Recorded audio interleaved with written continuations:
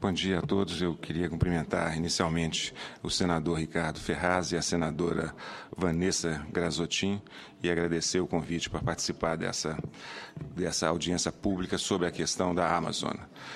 O meu intuito agora é colocar rapidamente uma conceituação da questão para que as pessoas que não estejam tão familiarizadas com o ponto possam ver quais são as implicações dessa questão. Eu gostaria de pedir... Então, o objetivo aqui é simplesmente fazer mostrar os conceitos associados à questão do nome de domínio, né, a importância disso, e essa é uma questão, certamente, afeta ao Comitê Gestor da Internet. Nós temos aqui o professor Glaser, que também é secretário do comitê, e outros conselheiros, como Percival, o embaixador Benedito. Né? Por favor, o próximo. O que é esse nome? Na internet existem dois recursos fundamentais: os nomes e os números desses nomes. Os nomes são quando, por exemplo, nós usamos www.bbbancodobrasil.com.br. Se nós estivermos aqui em Brasília ou estivermos em Hong Kong, ao fazermos a referência a esse site, nós teremos exatamente o site correto. Então, existe uma tradução do nome para um número, que é o número IP. Então, esse nome tem uma composição, www.domínio.com. Então, nesse exemplo, o .com é o domínio genérico de primeiro nível, ou o nível de topo. Tá? O domínio é o segundo nível, nome é o terceiro nível. Próximo, por favor. Então, nesse caso, mais um, por favor. No caso do Senado, o anterior, desculpa, ali temos o leges.senado.gov.br. O .br é o primeiro nível, nesse caso, com o código do país, que é o Brasil. Tá? O segundo nível é o .gov, que engloba todas as instituições e unidades do governo brasileiro, o Senado e o terceiro nível, aí, essa comissão legislativa, Leges. Tá? Então, essa é a ideia dos nomes. Os nomes têm que ser reconhecidos em qualquer parte do planeta. Tá? Então, nós vamos mostrar que o nome é o referencial, aquela referência que nos leva a um determinado conjunto de informações, que é, nesse caso aqui, leges.senado.gov.br. Para que esses nomes sejam traduzidos, ou seja, em qualquer lugar do mundo que se entre com um determinado nome, esse nome tem que levar à informação correta.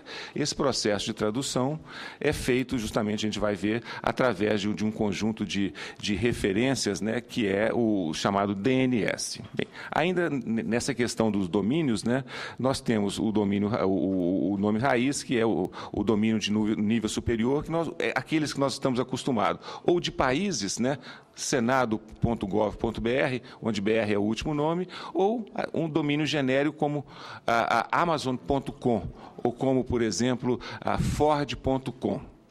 Esses nomes genéricos, hoje da ordem de 2 dezenas, tá? Foram alterados há alguns anos com a proposta e a adoção do uso de nomes genéricos nesse último nível. Então, nesse último nível que nós temos .br ou AR de Argentina ou .be de Bélgica, nós temos, então, vamos adicionar nomes genéricos que podem ser pleiteados por empresas, por outras instituições.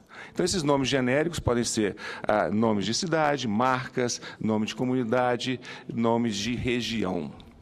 Quando isso foi proposto, de uma certa maneira, houve uma antecipação desses problemas que iriam ocorrer, justamente por causa da confusão que esses nomes podem gerar. Então, por exemplo, se nós estivermos falando de Ponto Rio, claramente todos pensarão na região, na cidade do Rio de Janeiro. Mas se nós estivermos falando de ponto Patagônia, estaremos referindo à região geográfica da Argentina, no sul da América, no sul da América do Sul, ou, por exemplo, uma empresa comercial que se chama Patagônia. Então, esses nomes genéricos, esses problemas gerados por essa confusão, por essa ambiguidade, foram antecipados, mas houve uma decisão de colocá-los como disponível. Pois bem, para que esses nomes sejam claramente traduzidos, ou seja, ao usarmos www.senado.gov.br, esse nome tem que ser traduzido num endereço, um conjunto de números que representa esse endereço na internet, que seria similar, fazendo uma analogia com o nosso sistema físico de correio, seria ao zip code mais o endereço da rua ou do edifício onde está localizado.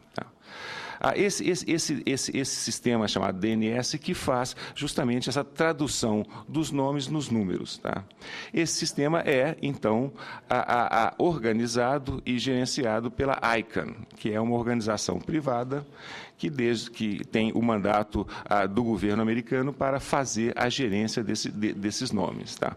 No Brasil, os registros de nomes.br, ou seja, bb.com.br, ou caixa.com.br, ou senado.gov.br. Todos esses nomes que têm .br no final são nomes que são registrados através do NIC, que é uma entidade ligada ao Comitê Gestor da Internet, que é o órgão que faz a governança da internet no Brasil e que foi criado inicialmente em 1995 e, posteriormente, atualizado por um decreto da Presidente em 2003. Com isso, esse órgão gestor da internet no Brasil, é importante que se diga, é um dos órgãos mais modernos em termos de governança da internet. Ele é um órgão multissetorial, com 21 representantes de governo, representantes dos setores privados, das indústrias, representantes das organizações não governamentais e representantes da academia. Diga-se de passagem que é um órgão amplamente democrático, porque nenhum dos setores participantes, nem o governo, tem a maioria dos votos. Então, todas as resoluções relativas à governança da internet são obtidas por um consenso mínimo. Tá? Então, tem todo um processo democrático de chegar-se às resoluções da governança da internet no Brasil. Próximo, por favor. Então, o que é um registro? É uma empresa que faz esses registros. Esses nomes podem ser solicitados. No caso brasileiro, são solicitados ao nic.br e os nomes fora do domínio .br podem ser solicitados a várias empresas que fazem esses registros mundo afora. E essas empresas têm um acordo com a ICANN, que vai ser explicado posteriormente alguns detalhes a mais. Existe, então, um grande arquivo, uma base de dados que tem todos esses nomes e que define aí essa possibilidade de traduzir o nome em endereços IP. Próximo. O que são os domínios? Esses novos domínios genéricos são justamente essa possibilidade de, ao invés de termos os países ou alguns poucos nomes, como .com, .gov ou .mil de militares, temos qualquer tipo de nome. E daí surge